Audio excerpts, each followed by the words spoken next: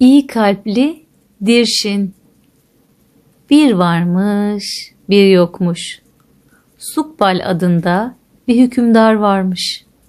Adının anlamı mutluluğun bekçisi olan Sukbal, bina yaptırmayı, ülkesini güzel ve görkemli yapılarla süslemeyi çok seviyormuş. O hükümdarlığı döneminde birçok güzel ev ve tapınaklar yaptırmış. Günlerden bir gün Sukbal, dünyada eşi benzeri olmayan bir saray yaptırmaya karar vermiş. Bunun üzerine birçok ülkeden ve deniz aşırı yerlerden ünlü mimarları, en iyi ustaları çağırmış. Onları en iyi şekilde ağırlayıp iyi çalışmalarını sağlamış. Sonunda hükümdarın istediği güzeller güzeli saray yapılmış. Sarayın kubbeleri beyaz bulutlar gibi gökyüzüne uzanıyormuş. Kuleleri ve minareleri ise yükseklere kalkarak sanki mavi gökyüzüyle birleşmek istiyormuş. Hükümdar sarayın önüne büyük bir bahçe yapılmasını emretmiş. Bahçenin ortasına mermer bir havuz yapılmış. Havuzun fıskiyesinden yukarılara su fışkırıyormuş. Günlerden bir gün hükümdar bahçesinde dolaşırken küçücük bir kuş görmüş. Kuş fıskiyeden su alıp incir ağacının sık yaprakları arasındaki yuvasına gidiyor, sonra yuvasından fıskiyeye doğru uçuyormuş. Kuş fıskiyenin üstünde uçarken suya bazen saman çöpü, bazen kuru yaprak ya da ot döküyormuş. Hükümdar çileden çıkarak bahçıvanı yanına çağırmış. Hemen ağaçtaki kuş yuvasının sökülmesini emretmiş. Oysa yuvada yavrular da varmış. Zavallı kuş hükümdara yalvararak yavrularına kıymamasını istemiş. Hükümdarın başının üstünde çırpınıp cıvıldayarak kanat çırpmış. Ama hükümdar kuşun çırpınmalarına hiç aldırmamış. O yalnız kuşun yuvasının sökülmesini değil, ayrıca ağacın fıskiyenin üstüne gölge yapan büyük dalının da kesilmesini emretmiş. Ertesi sabah hükümdar uykudan uyandığında gözleri hiçbir şey görememiş. Çünkü her taraf zifiri karanlığa bürünmüş. Doğan güneşin neşeli ışınları artık hükümdarı selamlamıyormuş. Sabah rüzgarı usulca eserek onu serinletmiyormuş. Saray gündüz vakti de gecenin koyu karanlığına bürünmüş. Hükümdar neler olduğunu anlamayınca çok korkmuş. O sırada bahçıvan telaşla içeri girip konuşmuş. Hükümdar Hazretleri, gece olağanüstü bir olay gerçekleşti. Bahçedeki ağaçlar saraya doğru yaklaşırken sarayı sıkıca kuşattılar. Yapraklar pencereleri öyle kapattı ki içeriye ne ışık ne de hava girebilir. Bahçedeki her zaman suyla dolu kuyular da birdenbire kurumuşlar. Hükümdar ansızın bir gün önce olanları hatırlamış ve yaptıklarına çok pişman olmuş. Sonra da bütün ağaçların kesilmesini, kütüklerin köklerinden sökülmesini emretmiş. Ama boşuna. Çünkü kimse onun emrini yerine getirmemiş. Oduncuların ağaçları kesmek için gösterdikleri bütün çabalara karşın baltalar ellerinden fırlıyor, kesilmiş dallar yeniden yerlerine bitişiyorlarmış. Oduncuların ağaçları kesemediklerini öğrenen hükümdar buna daha da çok üzülmüş. O yeni su kuyularının kazılmasını emretmiş. Ama kazı işçilerinin onca uğraşlarına rağmen çok derin su kuyusu kazmalarına karşın kuyularda bir damla bile su bulunamamış. Bütün çabalarının boşuna olduğunu anlayan hükümdar, saray davullarının çalınmasını ve fermanın halka duyurulmasını emretmiş. Ve fermanda şunlar söyleniyormuş: "Dinle halkım, dinleyin insanlar. Kim benim yardımıma yetişirse, kurumuş su kuyularına suyu geri getirirse, saraya ışık ve havanın gelmesi için ağaçları kökünden keserse, onu tahtımın varisi ilan edeceğim. Büyük bir şenlikle onu kızım güzel yüzlü Sumuki ile evlendireceğim" demiş. Bunun üzerine birçok ülkeden, yakın ve uzak yerlerden saraya birbiri ardına insanlar gelmeye başlamış. Elden veya zihinden çabuklar, hünerliler ve yürekliler, cesurlar ve yiğitler, ustalık sahipleri ve ustalar şanslarını denemek için saraya gelmişler. Ama bütün çabalarına karşın başarılı olamamışlar. Komşu ülkelerden birinde yaşlı bir kadın yaşıyormuş. Onun da 3 oğlu varmış. Büyük oğlanın adı Himatshin, yani cesur aslan. Ortanca oğlanın adı Sundarshin, yani güzel aslan. Küçük oğlanın adı ise Dirshin, yani iyi kalpli aslan demekmiş. Bu adlar onlara rastlantıyla verilmesine karşın gerçeği de çok iyi yansıtıyormuş. Onlardan birincisi cesur, ikincisi güzel, üçüncüsü ise çok iyi kalpliymiş. Hükümdarın ilanını duyunca kardeşler de şanslarını denemeye karar vermişler. Anneleriyle vedalaşıp gerekli şeyleri yanlarına alarak yola koyulmuşlar. Bir süre sonra karanlık bir ormana gelmişler. Büyük bir güçlükle ormanın ortasına kadar geldiklerinde orada ağaç kesen bir adamla karşılaşmışlar. Ona sormuşlar: "Kardeşim, neden sen burada ağaç kesiyorsun?" Yabancı onlara cevap vermiş: "İnsanlar zorluk çekmesinler diye burada bir keçi yolu yapmak istiyorum. Ama tek başına bunu yapmakta zorlanıyorum. Biriniz bana yardım etseniz çok iyi olurdu. İşimi çabucak bitirirdim" demiş. "Bu çok anlamsız bir iş. Hem sana yardım edecek zamanım yok" demiş Himatshin. "Ben de ağır iş yapamam" demiş Sundarshin. Dirshin ise hiçbir şey söylemeden baltayı alıp ağaçları kesmeye başlamış. Baltalar hızla inip kalkarken pırıl pırıl parlıyormuş. Yabancı ile Dirshin öyle hızlı çalışmışlar ki akşama doğru ormanın içinde nihayet bir keçi yolu açabilmişler. Ancak iş bitişinde Dirshin adamın baltasının sıradan bir balta olmadığını fark etmiş. Adam baltasını ağaca vurduğunda ağaç hemen yere düşüyormuş. Birbirlerinden ayrılırken yabancı sihirli baltasını Dirshin'e hediye etmiş. Açılan keçi yolunun sayesinde Dirshin ormanı çabucak geçip kardeşlerinden önce ana yola çıkmış. Kardeşleri yola çıkınca Dirshin'i görmüşler. Çok şaşırmışlar ama kardeşlerine hiçbir şey sormamışlar. Sonra sessizce hızlı hızlı yürüyerek yollarına devam etmişler. Böyle yürüyerek bir ırmağın kıyısına gelmişler. Ansızın ırmağın yanında bacaksız bir adamın oturduğunu ve acı acı ağladığını görmüşler. Kardeşleri uzaktan gören adam onlara yalvarmış: "İyi kalpli insanlar, bacaksız sakata yardım edin.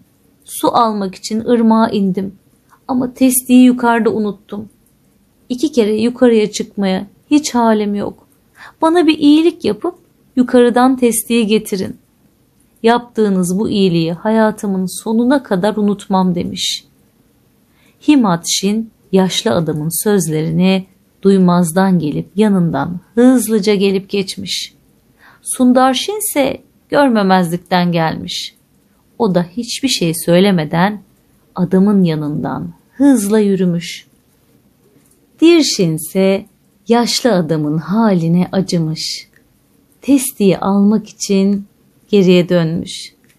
Dik kayaya tırmanıp yukarıya çıktıktan sonra uzun süre testiyi aramış. Sonunda onu bulmuş. Toprağın üstünde küçük bir testi varmış. Ağzından çeşmeden aktığı gibi su akıyormuş. Testinin kapağı yanında yerdeymiş. Dirşin kapağı yerden alıp testinin ağzını kapayıncaya kadar suyun akması durmuş. Hemen testiyi yaşlı adama götürüp vermiş. Yaşlı adam sevinçle konuşmuş. Çok teşekkür ederim sana oğlum. Benim testim sıradan bir testi değildir.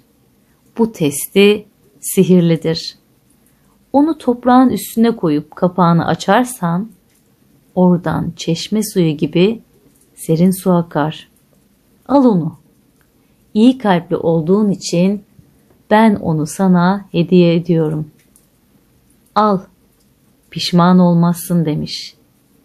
Dirşin hediyeyi alıp yaşlı adamla vedalaşarak yoluna devam etmiş. Kısa süre sonra kardeşlerine yetişip onlarla birlikte yürümeye başlamış. Onlar bir süre yürüdükten sonra köye gelmişler. Ama köyün halini görünce şaşırıp kalmışlar. Birkaç gün önceki kasırga ortalığı kasıp kavurmuş. Her şeyi yerle bir etmiş. Kasırganın şiddetinden ağaçlar yıkılmış. Kulübeler devrilmiş. Kardeşler bir evin yıkıntılarının arasında çok yaşlı bir kadının ağladığını görmüşler. Kadın titrek elleriyle her tarafa dağılan bambuları topluyormuş. Himatşi'nin ve Sundarşi'nin aklından geçen en kısa zamanda hükümdarın sarayına yetişmekmiş. Onlar yaşlı kadının ağladığını gördükleri halde hızla yürüyerek oradan uzaklaşmışlar. Dirşin ise kadının haline acımış. Hemen durup eline bir kürek alarak ortalıktaki yıkıntıları temizlemeye başlamış. Ama bu ne inanılmaz bir iş. Delikanlı küreği yere vurur vurmaz çöpler kendi kendine harekete geçiyorlarmış. Böylece sihirli kürek hızla işini yapmaya başlamış. Yıkıntılardaki çöpler, tahta parçaları her biri bir tarafa uçuşmuş. Kısa süre sonra ortalık tertemiz olmuş. Dirşin ortalığı temizledikten sonra orada yaşlı kadın için eskisinden daha iyi ve daha yeni bir kulübe yapmış. Yaşlı kadın ona teşekkür etmiş ve ona karşı iyi dileklerde bulunmuş. Sonra sen iyi kalpliliğinle beni çok mutlu ettin. Al bu sihirli küreği. O sana gerekli olacak demiş yaşlı kadın. Dirşin küreği alıp yaşlı kadınla vedalaştıktan sonra kardeşlerinin peşinden koşmuş. Kardeşlerine 4 yol ağzında yetişmiş. Hep birlikte ana yolda yürümüşler. Himatşin kızgınlıkla homurdanmış. Ne kadar da beceriksizsin sen. Dirşin, neden seni yanımıza aldık anlamıyorum. Her an bizi alıkoyuyorsun. Dirşin ona soruyla yanıt vermiş. Karşımıza ne çıkacağını nasıl bilebiliriz ki? Hep kendimize yardım ediyoruz. İnsanlara da yardım etmek gerekmez mi? Sundarşin ise küçümseyerek konuşmuş. İyi, Sen insanlara yardım ettin. Peki faydası ne olacak? Yalnızca kendini boşu boşuna yordun.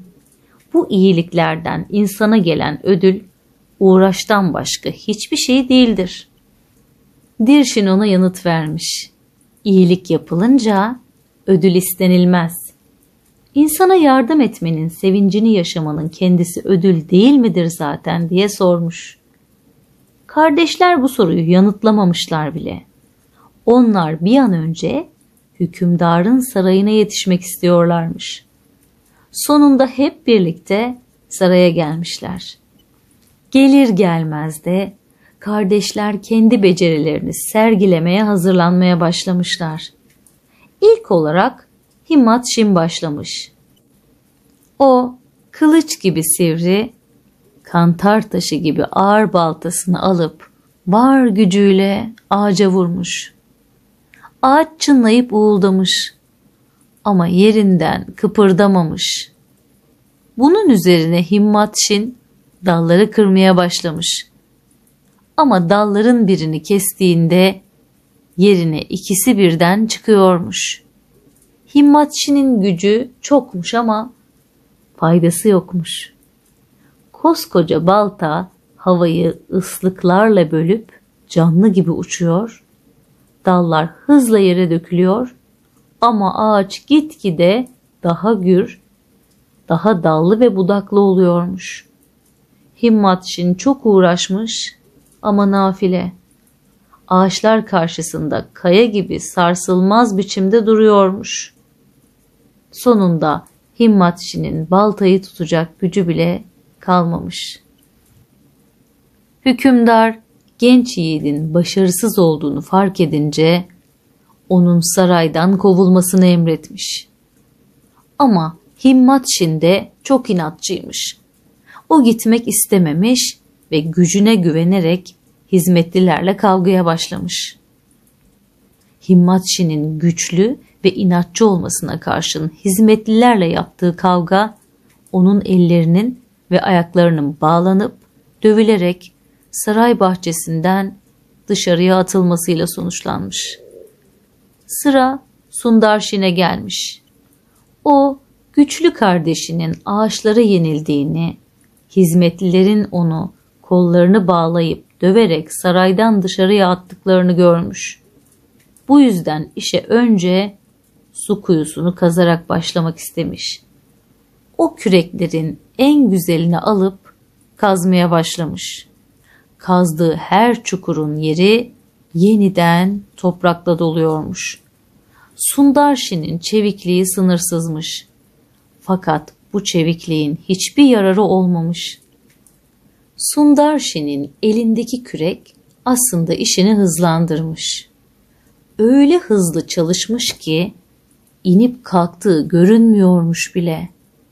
Ama ne kadar çok ve ne kadar fazla kazsa da çukurlar aynı hızla toprakla doluyormuş.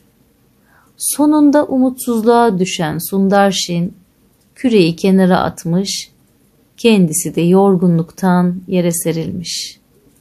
Artık ağaçları kesecek gücü de kalmamış. Ama Sundarshin zaferi başka yoldan elde etmeyi düşünmüş. O çok yakışıklıymış. Kendi güzelliğine güvenerek hükümdarın kızının kalbini kazanmayı düşünmüş.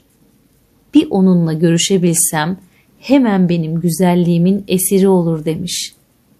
Benimle evlenmek ister. Başka türlü zaten olamaz. Böyle düşünen Sundarshin güzel yüzünden tozu ve çamuru silip kadınların odalarının bulunduğu tarafa yollanmış. Güzel ve soylu dış görünüşe karşın bekçiler onu hırsız sanıp hemen yakalamışlar. Güzel Sundarshin sarayın hapishanesine atılmış. Sıra küçük kardeş Dirshin'e gelmiş.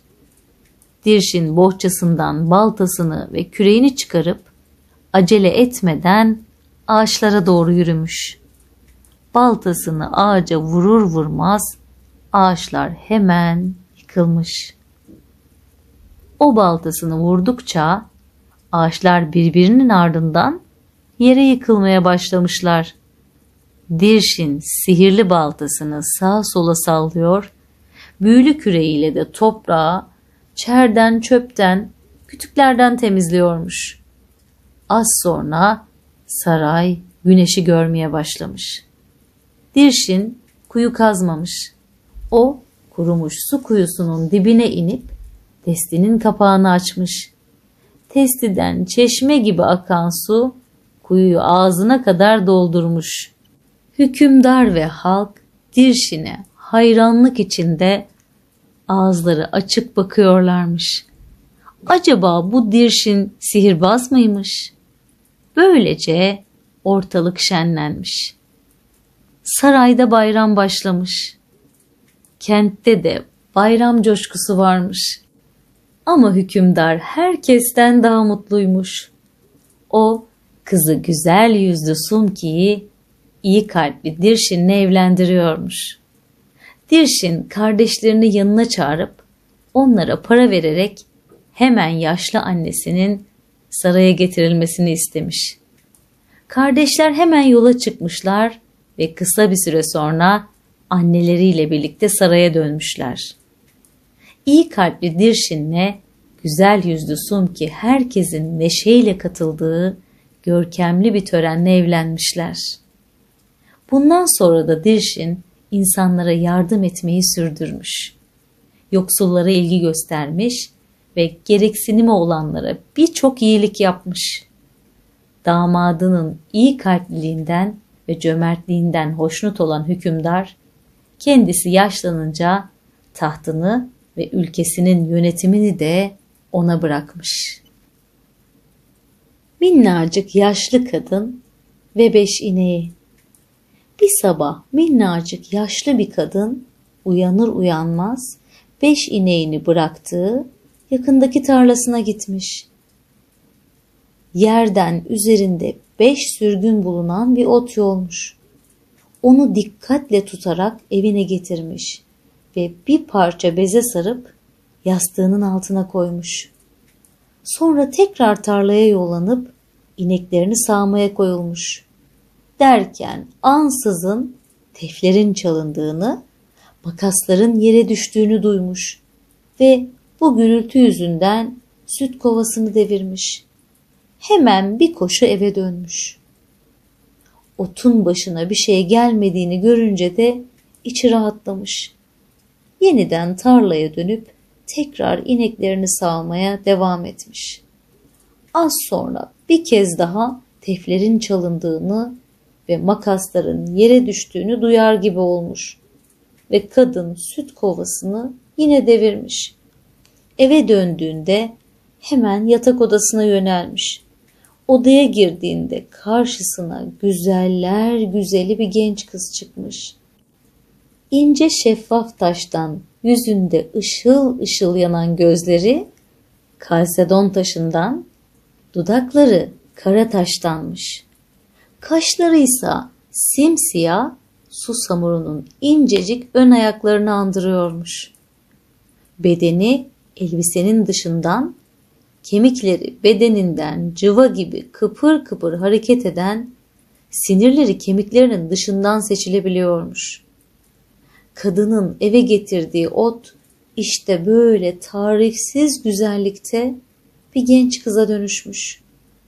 Haşmetli Han Hara'nın oğlu Harjit Bergen bu sırada karanlık ormana gelmiş. Prens 5 inekli minnacık yaşlı kadının evinin yanında kıvrık bir dal parçasının üstüne oturan gri bir sincap görünce oklarını birbiri ardına hayvanın üzerine fırlatmaya başlamış. Ne var ki güneş batmakta olduğundan ışık yetersizmiş ve bu yüzden genç adam amacına ulaşamamış. Ama bu arada oklarından biri kadının evinin bacasından içeriye düşüvermiş. Bunu fark eden prens evin kapısına gelip içeriye "Teyzeciğim, oku bacadan alıp bana getirir misin?" diye seslenmiş. Ama içeriden bir ses gelmemiş. Yanaklarıyla alnını ateş basan genç prens sinirlenmiş. Ense kökünden yükselen bir kibir duygusuna kendini kaptıran prens, kapı çalmak nedir bilmeden bir hışımla eve dalmış. İçeri girince birden karşısına genç kız çıkmış ve o an prensin aklı başından gitmiş. Bir an sonra kendine gelen genç adam bu kıza aşık olduğunu anlamış. Sonra hiç beklemeden evden çıkıp atına atlamış ve atını 4 nalı sürüp tez zamanda evine varmış. Anne, baba diye soluk soluğa konuşmuş. 5 inekli minnacık yaşlı kadının evinde öyle güzel bir genç kız gördüm ki ne yapıp edin bu kızı bana isteyin. Hanhara tez elden emirler yağdırmış ve 9 muhafız 4 nala at sürüp 5 inekli minnacık yaşlı kadının evine varmışlar. Ama adamlar genç kızı görür görmez oldukları yere yığılıp kalmışlar. Az sonra baygınlığı geçen muhafızların en mahir olanı dışında hepsi de çareyi oradan kaçmakta bulmuş. Kendini güçlükle toparlayan adam küçük yaşlı kadına teyzeciğim diye seslenmiş. Bu kızı Haşmetli Han Hara'nın oğluna ver. Yanıt gecikmemiş. Tamam olur. Sonra birlikte kızın fikrini sormuşlar. Kabul ediyorum demiş kız. Minnacık yaşlı kadın madem öyle damada düğün hediyesi olarak 5 süt ineğim dışında bütün ineklerimi tarladan alıp götürün ve bütün tarlalarımı at ve boynuzlu hayvanlarla doldurun. Kadın isteğini bir kez dile getirmiş, uymamak olmaz. Anlaşma sonuca bağlanmadan önce muhafız 5 süt ineği dışındaki ineklerin tarladan alınıp damada hediye olarak götürülmesini emretmiş. Atları ve boynuzlu hayvanları da kendisine verilip anlaşma bir sonuca bağlanınca artık kızı alıp gidin yolunuza diye seslenmiş minnacık yaşlı kadın. Genç kız çarçabuk süslenip hazırlanmış ve insan gibi konuşan çok güzel bir benekli atın üstüne bindirilmiş. Atın ağzına gümüş bir gem takılıp sırtına da önce gümüşten yapılma 2 kat eğer, ardından da gümüş bir eğer vurulmuş. Son olarak da eğerin yan tarafına yine gümüşten küçük bir kamçı oturtulmuş. Damat gelmiş, atı tutarak gelini anasının yanından alıp sonra da kendi atına binip gelini baba evine götürmek için yola düşmüş. Atları üzerinde bir zaman yol almışlar. Derken genç adam ormanın derinliklerinde bir tilki kapanı var diye konuşmuş. Ben oraya gideceğim. Sen yoluna devam et. İleride yol 2'ye ayrılıyor. Doğuya sapan patikada ağaca asılı bir samur postu göreceksin. Batıya sapan patikada ise pençeleri koca kafası ve ensesinde beyaz kabarık kürküyle bir erkek ayının postu var. Sen doğruca samur postunun asılı olduğu yoldan git. Böylece yolu tarif eden genç adam ormana yönelmiş. Genç kızsa yolu üzerindeki çatala doğru ilerlemiş. Ama nedense tam yol ayrımına geldiğinde yapması gerekenin çoktan aklından uçup gittiğini fark etmiş. Böylece ayı postunun asılı olduğu patikayı sapıp bir süre daha yürümüş ve küçük bir kulübeye rastlamış. Ansızın küçük kulübeden demir elbisesi içinde şeytanın kızlarından biri çıkmış. Yaratığın tek bacağı varmış ve çarpıkmış. Göğsünün altından dışarı uzanan tek eli ise eğriymiş. Ateşler saçan tek gözü alnının tam ortasına kondurulmuş. 15 metrelik demir dilini hızla genç kızın göğsüne fırlatan yaratık, kızı yakaladığı gibi attan yere düşürmüş. Ardından sihirle kızın yüzünü kendi yüzüne geçirmiş. Genç kıza o eşsiz güzelliğini veren ne varsa hepsini alıp kendi bedenine yapıştırmış. Sonra da kızın atına atlayıp onun yerine Hanhara'nın sarayına yol almış. Haşmetli Han'ın sarayına geldiğinde şeytanın kızını saraya çoktan dönmüş olan prens karşılamış. Genç damadın yanında bulunan 9 delikanlı ve 8 genç kız atı dizgininden tutmak için öne çıkmışlar. Söylendiğine göre şeytanın kızı hiç olmayacak bir iş yapıp atını Semkaysinli yaşlı dulun benekli öküzünü bağladığı söğüt ağacına bağlamak için hamlede bulunmuş. Kızın bu davranışı kimseye normal gelmemiş. İşte bu yüzden gelini karşılamaya çıkanları bir sıkıntı basmış. Geri kalanların tadı kaçmış. Saray halkının üzerine bir kasvet duygusu gelip çökmüş. Gelinle tanışan herkesi bir tiksintidir alıyormuş. Yoluna çıkan kızıl gelincikler iğrenç buldukları bu varlıktan köşe bucak kaçıyorlarmış. Gelin evine giden çimenlik yolda yürürken otlar kenara savruluyormuş ve bu otlar üzerinde gelin nedimeler eşliğinde içeri alınmış. İçeri girdikten sonra gelin 3 genç karaçam ağacının tepesini kesip bunlarla ocağın ateşini harlamış. Sonrasında gelini bir perdenin arkasına saklamışlar ve kendi başlarına yiyip içip gülüp eğlenmişler. Derken düğün dernek son bulmuş ve hayat eski akışına dönmüş. Her gün ineklerini sağmak için kırlara gitmeye devam eden 5 inekli minnacık yaşlı kadın 5 sürgünlü otun her zamankinden daha çok boyattığını fark etmiş. Kökleriyle birlikte otu dikkatle topraktan kazıp çıkarmış. Eve getirmiş. Sarıp sarmaladıktan sonra yastığının altına koymuş. Sonra tarlasına dönüp ineklerini sağmaya başlamış.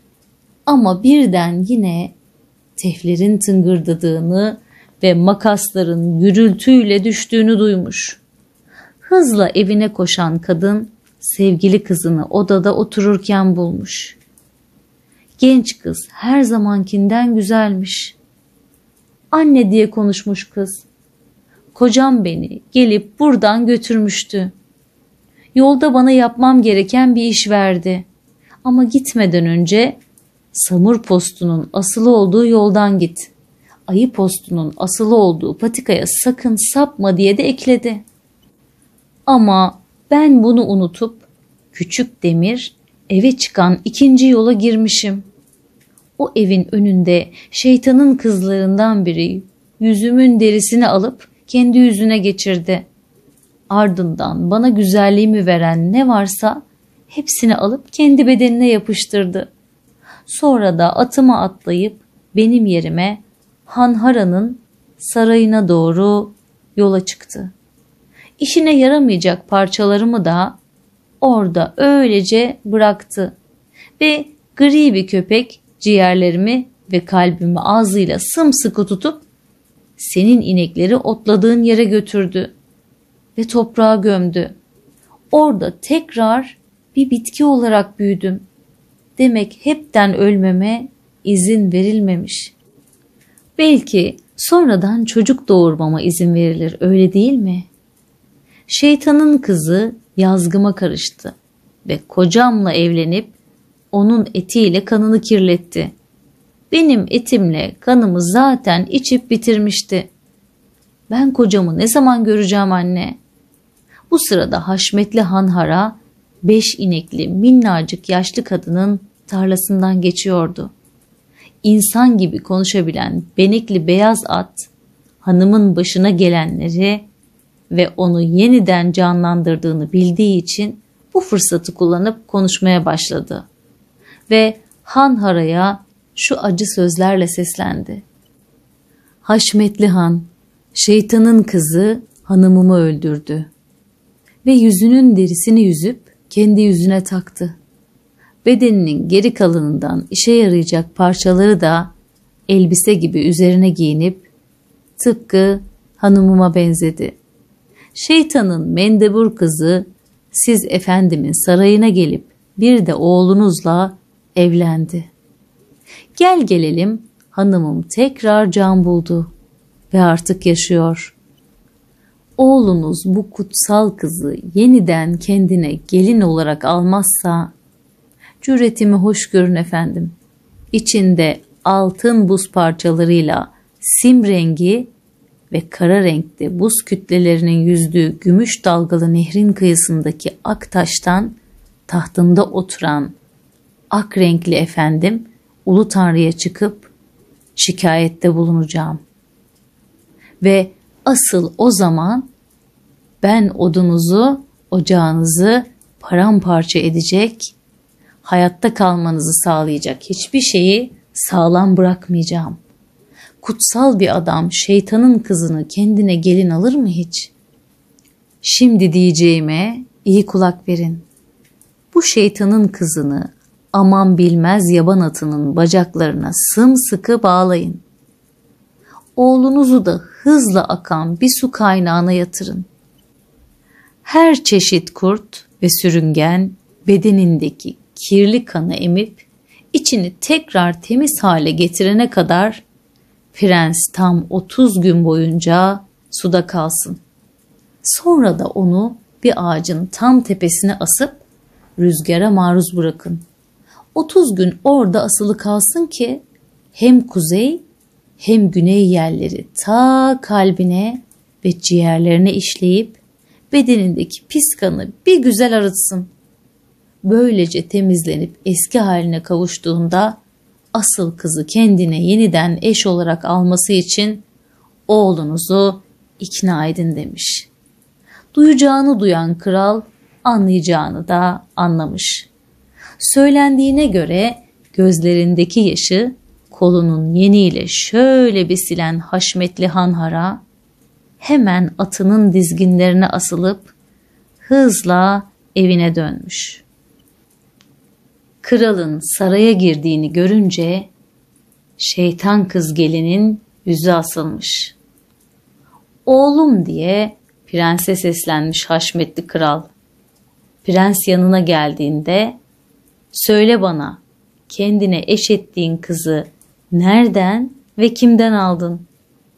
Yüzüne bir şaşkınlık ifadesi yerleşen prens 5 inekli minnacık yaşlı kadının kızı o baba diye karşılık vermiş. Babası da onu üstünde getirdiğin at nasıl bir hayvandı hatırlıyor musun diye devam etmiş. Buraya ne menen bir kız getirdin? Tam olarak neyin nesidir biliyor musun? Oğlan bu sorulara şöyle yanıt vermiş. Göğün 3. katının ötesinde ak taştan tahtında oturan Ak Tanrı tanığımdır. Ak Tanrı'nın küçük kardeşi göçmen kuşları toplayıp tek bir sürü halinde getirmeye çalışıyordu. 7 genç kadın ve onların turna kılığına girmiş 7 kızı dünyaya inip önce güzel bir yemek yediler. Ardından bir tarlaya girip dans ettiler. O sırada gökten yanlarına bir eğitmen kadın inip turnaların en akıllı olanlarını yanına çağırdı. Göreviniz dedi. Halkın arasına karışıp iyi birer yakut insanı olmaktır. Ama sakın ha yakut toprağını kirletmeyesiniz. 8'iniz de Haşmetli Hanhara'nın oğluna hizmet etmekle görevlendirdiniz. Bunun için samur postuna bürüneceksiniz. Prense hizmetiniz karşılığında insan haline gelecek, çocuk yapıp büyüteceksiniz. Konuşması biten eğitmen kadın her bir turnanın kanadının uç kısmından bir parça kesti. Bu sırada turnaların anaları gözyaşı döktü. Öncelikle kısrak kuyruğu otuna dönüşüp topraktan boy atarak büyüyün dedi. 5 ineği olan minnacık yaşlı kadın otu bulup bir genç kıza dönüştürecek ve bu kızını Hanhara'nın oğluyla evlendirecek. İşte bu evlilik bunları öğrenmemden sonra oldu. Ama gelin görün ki kabul ettiğim eş tuhaf bir varlık çıktı.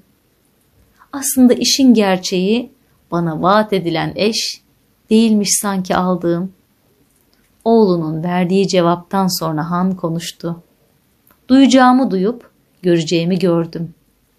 Ve öyle geldim buraya. İnsan sesiyle konuşabilen benekli at bana ağır sözlerle şikayette bulundu. Karını evinden alıp yola çıktıktan bir süre sonra ona çatallanan bir yoldan bahsetmişsin. Doğuya sapan patikada ağacı asılı bir samur postu, batıya sapan patikada ise bir erkek ayının postu var demişsin. Ayı postu asılı olan yola sapma. Doğruca samur postunun asılı olduğu yoldan git diye de eklemişsin. Ama o söylediklerini unutup ayı postu asılı yoldan gitmiş. Bana anlattığına göre karın az sonra bir demir kulübe görmüş. Sanki onun yolunu gözlüyormuş gibi bekleyen şeytanın kızlarından biri ansızın atılıp onu attan aşağı düşürmüş. Yüzünün derisini alıp kendi yüzüne takmış. Bedeninden geriye kalan ve seni ona aşık eden güzellikteki bütün parçaları da alıp kendi bedenine geçirmiş ve sana eş olmak için dosdoğru buraya gelmiş. Hem hangi akılla davrandıysa artık atını yaşlı söğüt ağacına bağlamaya kalkmış. Başlı başına bu bile işin içinde bir bit yeniği olduğunu anlamak için yeter. Konuşan at, gelininiz olacak o şeytan kızını aman bilmez yaban atının bacaklarını sımsıkı bağlayın dedi. Oğlunuzu da hızla akan bir su kaynağına yatırın. Her çeşit kurt ve sürüngen bedenindeki kirli kanı emip içini tekrar temiz hale getirene kadar tam 30 gün boyunca suda kalsın. Sonra da sudan çıkarıp bir ağacın tam tepesine asın. Rüzgarda 30 gün asılı kalsın. Böylece hem kuzey hem güney yerleri ta kalbine ve ciğerine kadar işlesin. İşlesin ki pis bedeniyle kanı bir güzel arınsın.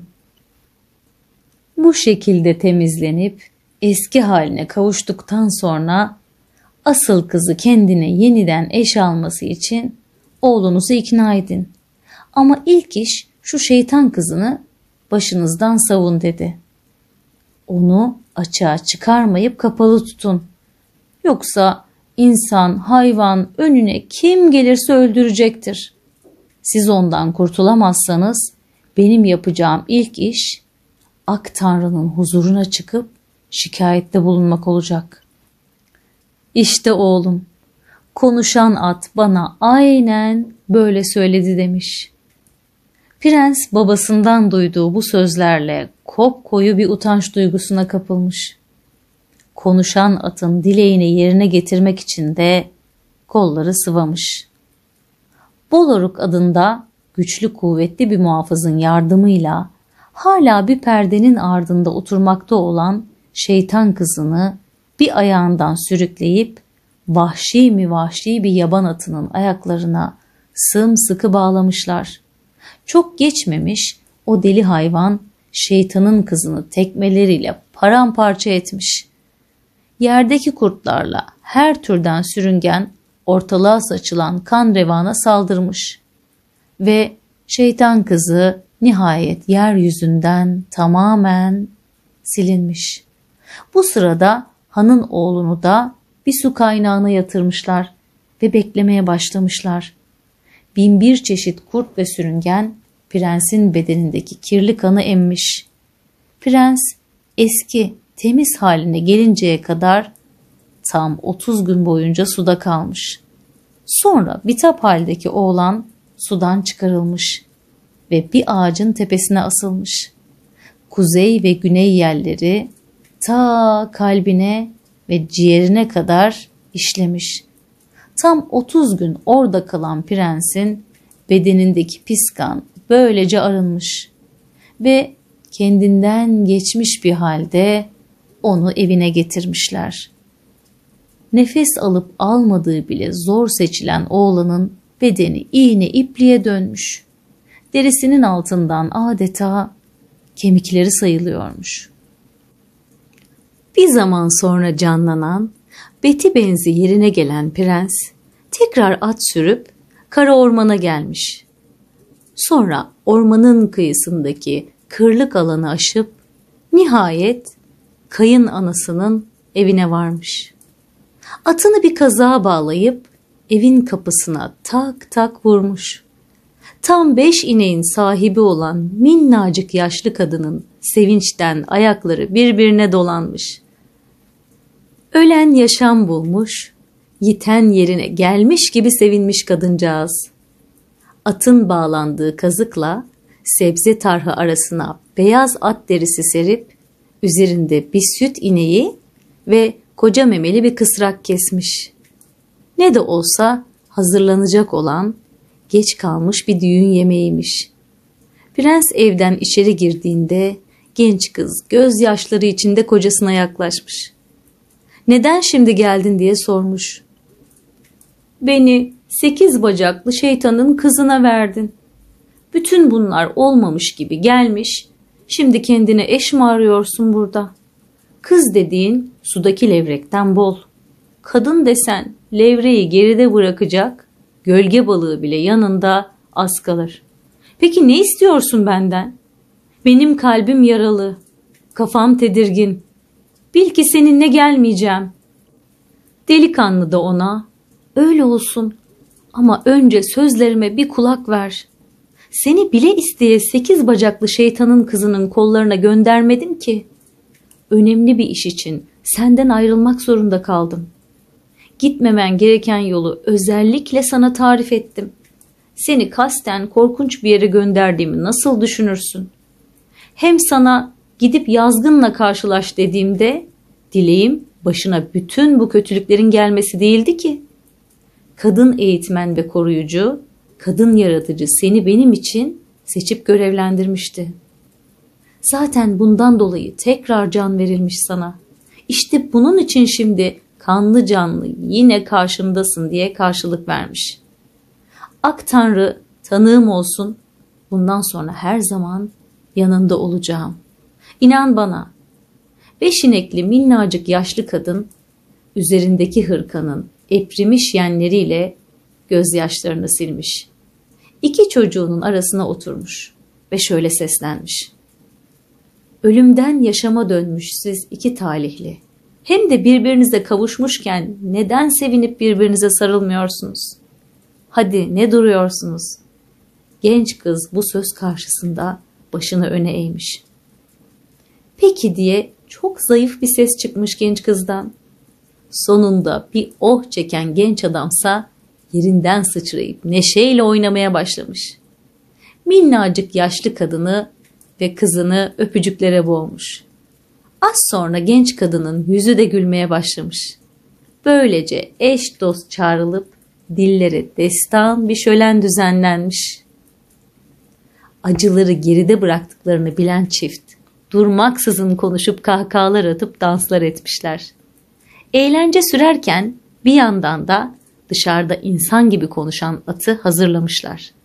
Önce sırtına gümüşten yapılma eğerlik kumaşı koyup onun da üzerine gümüş bir eğer vurmuşlar. Ağzına gümüş bir gem takmışlar. Her 2 yanında 2 gümüş eğer çantası sarkıtıp son olarak da dizginlere gümüşten küçük bir kamçı tutturmuşlar. Bu arada eğlence sona yaklaşırken içeride gelin allanmış pullanmış yolculuğa hazır bir hale gelmiş. Atlarına binen çift yüzlerinde hiç silinmeyecek bir gülümsemeyle 5 inekli minnacık yaşlı kadının evinden böylece ayrılmışlar. Üzerlerine yağan incecik kardan kışı bilmişler. Çiseleyen yağmurdan yazı tanımışlar. 4 yanlarını sarıp sarmalayan sisten sonbaharı anlamışlar. Tekrar yeni evli hallerine dönen genç çift bu şekilde mevsimleri bile dursun, Han Haran'ın 9 sarayından uşaklar, 8 sarayından hizmetkarlar, 7 sarayından oda hizmetkarları ve onlarla birlikte 9 sarayın 9 efendisinin turna kılığındaki 9 oğlu hep bir olmuş şöyle düşünüyormuş. Gelin saraya nasıl varacak?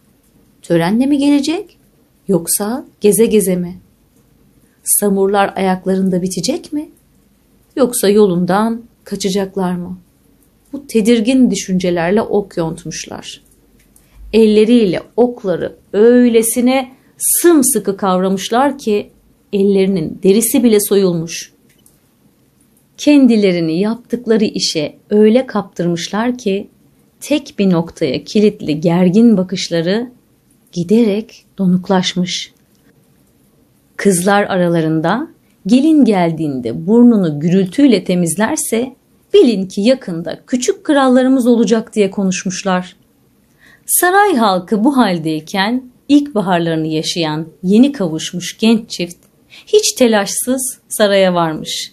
Prens ve karısı attan iner inmez genç kadın elindeki mendille burnunu gürültüyle temizlemiş. Kapıya birikmiş saray halkı bunun üzerine gülen gözlerle bakışmışlar. Besbelli küçük sevimli kralları yoldaymış. Kadınlar hediyelerini geline vermek için birbirleriyle adeta yarışmışlar. Samurlar ortalıkta sevinç içinde koşturuyor. Genç kız gelin evine doğru ilerlerken ayaklarına dolanıyorlarmış. Atların kazığa bağlandığı yerle gelin evi arasındaki yolda yürürken otlar gelinin ayaklarını okşamış. İçeri giren genç kız hemen 3 karaçam dalıyla ocağın ateşini harlamış. Sonra gelini bir perdenin arkasında gizlemişler. 9 top kumaşı kesip biçmişler ve bununla 90 benekli beyaz tayı süslemişler.